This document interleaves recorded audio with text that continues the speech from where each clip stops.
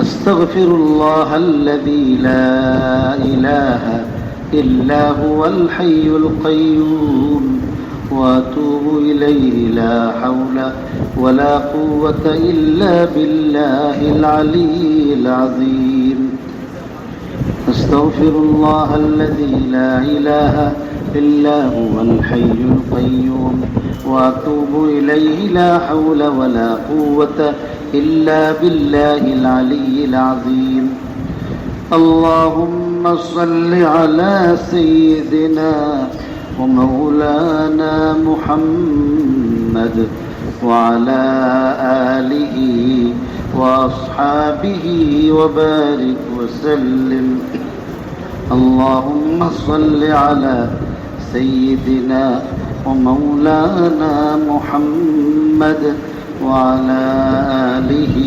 وأصحابه وبارك وسلم اللهم صل على سيدنا ومولانا محمد وعلى آله وأصحابه وبارك وسلم بعدد كل شيء معلوم لك كما تحب ربنا وترضى بسم الله الرحمن الرحيم عن أبي الدرداء رضي الله تعالى عنه أنه قال قال رسول الله صلى الله عليه وسلم ألا أنبئكم بخير أعمالكم وأزكاها عند مليككم وأرفعها في درجاتكم وخير لكم من إنفاق الذهب والورق وخير لكم من أن تلقوا عدوكم فتضربوا أعناقهم ويضربوا أعناقكم قالوا بلى قال ذكر الله عز وجل أخرجه أحمد والترمذي وابن ماجة وابن أبي الدنيا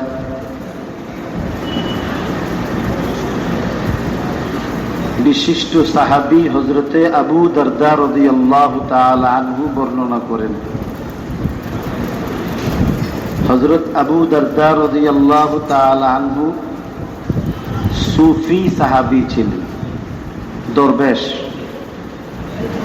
আল্লাহর বন্দেগী শরীয়তের উপর জীবন যাপন করতে গিয়ে আল্লাহর হুকুম নবীর তরিকায় চলতে গিয়ে দুনিয়ার ফিকির করতে পারতেন না কাপড় চোপড়ের খেয়াল থাকতো না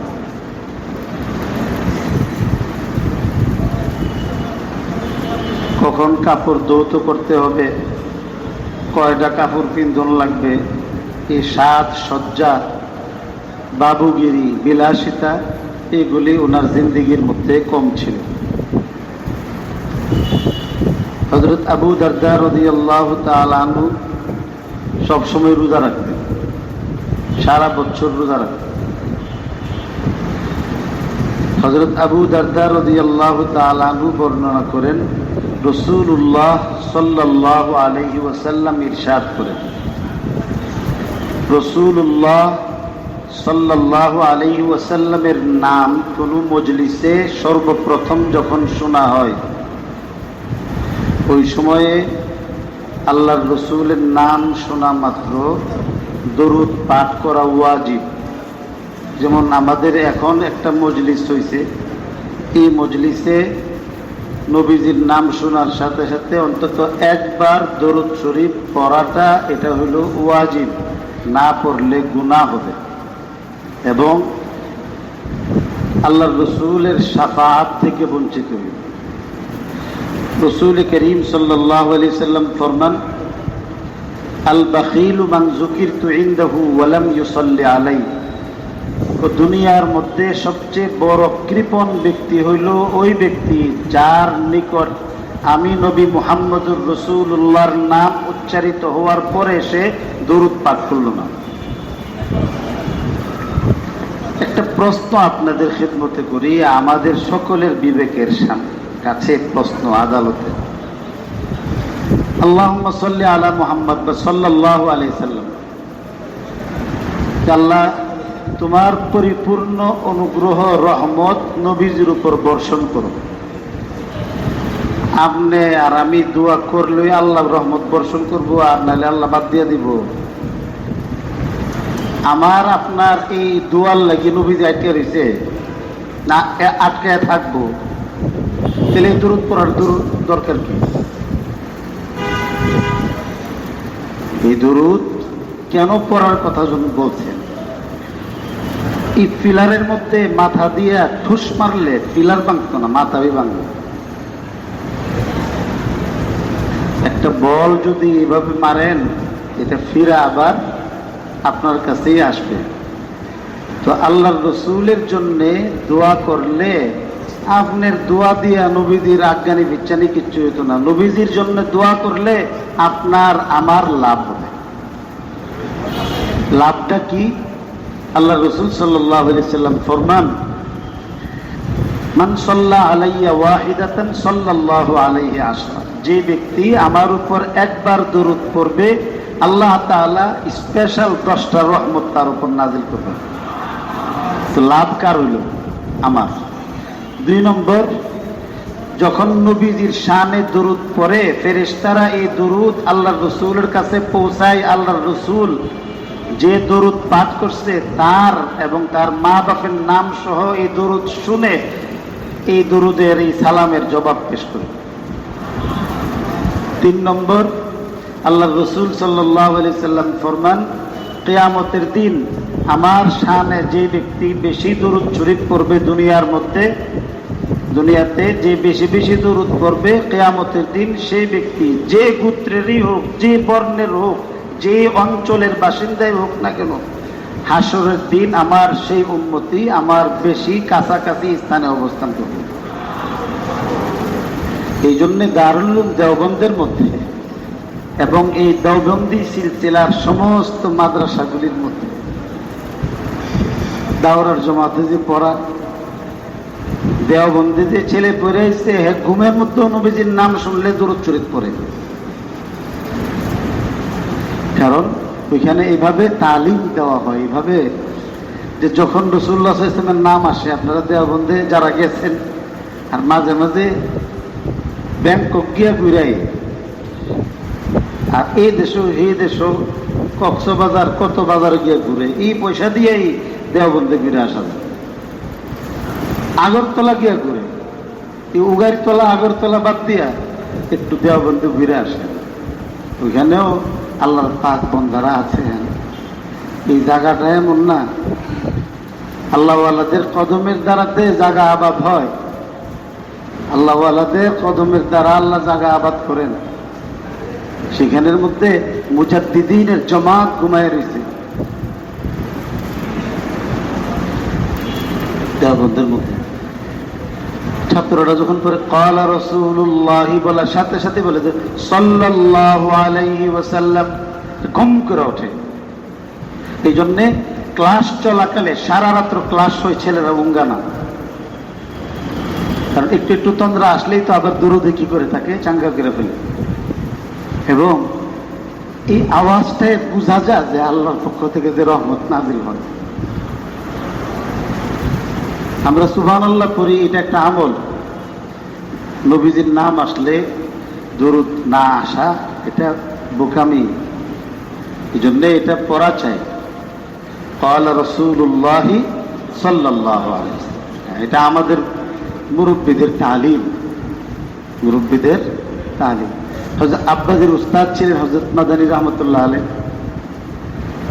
আব্বাসীর উস্তাদ হযরত মাদানী রহমতুল্লাহ আলাইহি ব্রাহ্মণবাড়িয়া মাদ্রাসার প্রথম ইট রাখছিলেন হযরত মাদানী রহমতুল্লাহ আলাইহি। ওই বিল্ডিং এর একটা ইট পরে আবার যখন ভাঙছে, নতুন সংস্কার করার সময় ওই নেও যেটা রাখছিল এই ইটটারে বিছাইরা বাইর করছে। আবার এই ইটটাই ওনার ছেলে আসাদ মাদানী সাহেব হুজুর দিয়ে আব্বাজি আবার নেও গাছছে, বড় হুজুরের সহ। মকবুল মাদ্রাসা, বাউন্ডারি মাদ্রাসার থেকে পারে গিয়ে পোলাপান আদিকালও ভিক্ষা করছে না, বেকার রয়েছে না। আজকে যে কোরআন শরীফ পড়ছি আমি, আল্লাহ তাআলা যে ইয়া করেন, ফামা আসাবাকুম মিন মুসিবাতিন ফাবিমা কাসাবাত আইদিকুম ওয়া ইয়াফু আন কাসীর। বিপদে কেউ পড়লে বিপদ মানুষের নিজেই টেনে না, আল্লাহ দয়া করেন, আল্লাহ বিপদ এমনি দেন না। যাই হোক, হযরত মাদানী রহমতুল্লাহ আলাইকে সব সময় দরুদ, জিকির, তাসবিহ এগুলির মধ্যে পাওয়া যেত। এবং হযরত মাদানী রহমতুল্লাহ আলাই যখন হাদিস পড়াইতেন তো নবীজির নাম আসলে তখন উনি দোয়া করতেন লম্বা, সাল্লাল্লাহু তাআলা আলাইহি ওয়া আলা আলিহি ওয়া আসহাবিহি আজমাইন। এই লম্বা দোয়া সাল্লাল্লাহু তাআলা ফিরা, ছোট্ট না। তো স্বপ্নে দেখে সমস্ত নবী, রসুল, সাহাবায়ে কেরাম, আল্লাহর সমস্ত পাক বান্দারা একটা ময়দানের মধ্যে একত্রিত হয়েছে। তো জিজ্ঞাসা করা হইল যে আপনারা কেন একত্রিত হয়েছেন? আমরা একত্রিত হয়েছি, আল্লাহ আমাদেরকে হুকুম দিচ্ছেন আমরা সবাই মিলে যেন হুসাইন আমাদের জন্য দোয়া করি। তো কেন? হুসাইন আহমদ মাদানী রহমতুল্লাহ আলাইহি যখনই কোনো নবীর নাম আসে তখন তিনি বড় তাজিমের সঙ্গে বলেন আলা নাবিয়্যিনা ওয়া আলাইহিস সালাতু ওয়াস সালাম। যখন কোনো নবীজির নাম আসে তখন বলে সাল্লাল্লাহু তাআলা আলাইহি ওয়া আলা আলিহি ওয়া আসহাবিহি আজমাইন, লম্বা তো সাল্লাল্লাহু তাআলা আলাইহি ওয়া সাল্লাম। তো এতটুকুন পড়েন। বুজুর্গানে দ্বীনের নাম আসলে রহমতুল্লাহি তাআলা এগুলি পড়েন।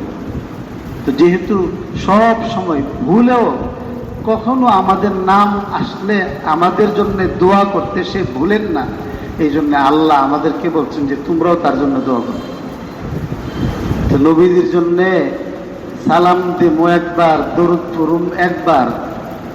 আমি তো আমার মতো করে সালাম দিমু, কিন্তু আমার এই সালামটার বিনিময়ে আল্লাহ তাআলা আল্লাহর শান মোতাবেক 10টা রহমত নাযিল করবেন। এই জন্য এটি পরম চাই। হযরত রাসূল করিম সাল্লাল্লাহু আলাইহি সাল্লাম ফরমান, আল্লাহর রাসূল আমল শিখাইতেন আগ্রহের সঙ্গে। আগ্রহের সঙ্গে আমল শিখাইতেন। আগ্রহের সঙ্গে মানুষ যা গ্রহণ করে এটা স্থায়ী হয়, জবরদস্তি করে যেটা দেওয়া হয় এটা মানুষ গ্রহণ করে না। এই জন্যে ওষুধ মানুষে ঠিকটা খায়, এই জন্যে সুস্থ হয়ে গেলে কোর্স শেষ করে না। আর মজার খাওয়ার জিনিস এটা খাইয়া এরপরে আঙ্গুল 4টা খায়, আবার মনে মনে না কইল যে আরো 2টা যদি পাইতাম, ভিতরে একটা আগ্রহ থাকে। আবার আরেকদিন খাইবার জন্য করে বাচ্চারা মুরব্বীরা সান্ত্বনা দেয় যে আজকে এতটুকুই, আবার কালকে আবার আনবো ইনশাআল্লাহ। কেন? এটা ভাল লাগছে, মজা লাগছে।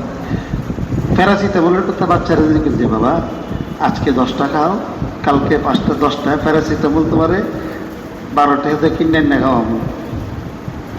ইফতারের আগে প্যারাসিটামল খাইবার লাগি কেউ ইয়া করবে না। এই জন্য আল্লাহ রাসূল দিন শিখাইতেন আগ্রহ দেখায়। কতগুলি আগ্রহ দেখাইছেন।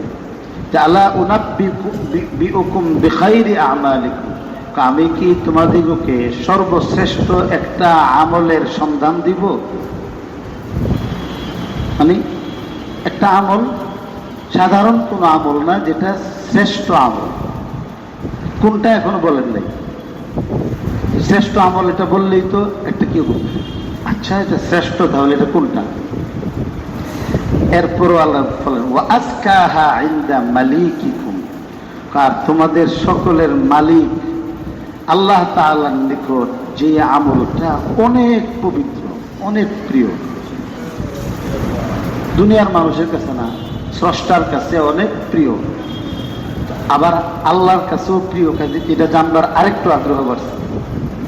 ওয়া আরফাইহা ফি দারাজাতিকুম, এবং আল্লাহর দরবারে তোমাদেরকে যে আমলটা সবচেয়ে বেশি মর্যাদাশীল করবে, আল্লাহর দরবারে তোমাদের প্রমোশন যেটা বাড়ায় দেবে। আচ্ছা প্রমোশন ডিমোশন হইতো না। 3 নম্বর 4 নম্বর বলতেছেন وخير لكم من إنفاق الذهب والفضة والورق আর এমন আমল যে আমলটা আল্লাহর রাস্তায় বেহিসাব স্বর্ণ বেহিসাব রূপা দান করার চেয়েও শ্রেষ্ঠ। চারটা গেল, এখনো কিন্তু মূল সংবাদ প্রদান করেন নাই।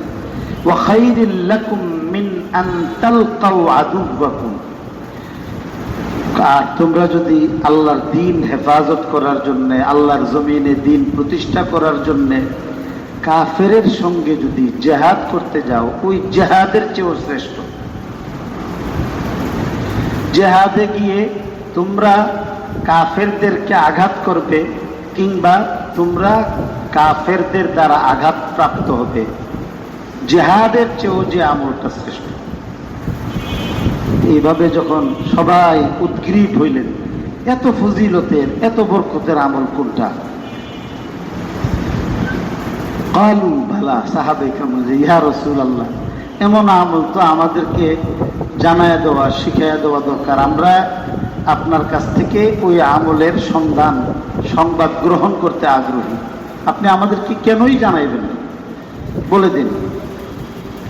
রাসূল করিম সাল্লাল্লাহু আলাইহি সাল্লাম ফরমান যে জিকরুল্লাহ, আল্লাহর জিকির করাটা হইল এই সব ফজিলতের আমল।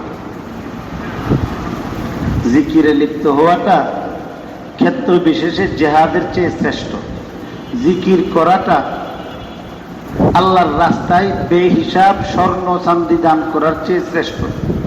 জিকির করলে আল্লাহ জান্নাতের মধ্যে মানুষের মর্যাদা বৃদ্ধি করে দেন। জিকির করলে আল্লাহ তাআলার নিকট এর চেয়ে পবিত্র পাক সাফ আমল আর কিছু হইতে পারে না। এই জিকির সমস্ত আমলের মধ্যে শ্রেষ্ঠ। কেন? যে প্রত্যেক জিনিসের একটা অবকাঠামো থাকে, স্ট্রাকচার থাকে। সমস্ত আমলের স্ট্রাকচার হলো জিকির। নামাজ পড়েন, রোজা রাখেন, হজ করেন, যাকাত দেন, শরীয়তের যা আছে সব হইল মূল বডিটা হইল আপনার জিকির। কারণ এই সব নামাজ পড়ে কি লাগি? আল্লাহর কথা স্মরণ করে হইতো। রোজা রাখে কেন? আল্লাহর কথা স্মরণ করে হইতো, সারাদিন খায় না। এবং প্রত্যেকটা আমলের সাথে আল্লাহ তাআলা জিকির দিয়ে দিয়েছেন, জিকির ছাড়া কোনো আমল নাই। আপনি যে রোজা রাখতেছেন, নিয়ত করতেছেন না, নাওয়াইতু আন আসুমা গাদান পড়তেছেন, আবার ইফতার করতেছেন, ইফতারের সময় কি করতেছেন? ইফতারের দোয়া পড়তেছেন। এমনিভাবে নামাজ যখন পড়তেছেন, আল্লাহু আকবার জিকির না, সুবহান রাব্বিল আযীম জিকির না, কোরআন শরীফ তেলাওয়াত সবচেয়ে শ্রেষ্ঠ জিকির, আফদালুজ যিকরি তিলাওয়াতুল কোরআন। এইভাবে হজ্জের মধ্যে আছে ওয়াজকুরুল্লাহ ফি আইয়ামিন মাদুদা। এমন কোনো আমল নাই যে আমলের মধ্যে জিকির নাই। জিকিরের দ্বারাতে কলব সাফ হয়, জিকিরের দ্বারা আল্লাহর ভয় সৃষ্টি হয়। আল্লাহ আমাদেরকে বুঝার আমল করার তৌফিক দেন।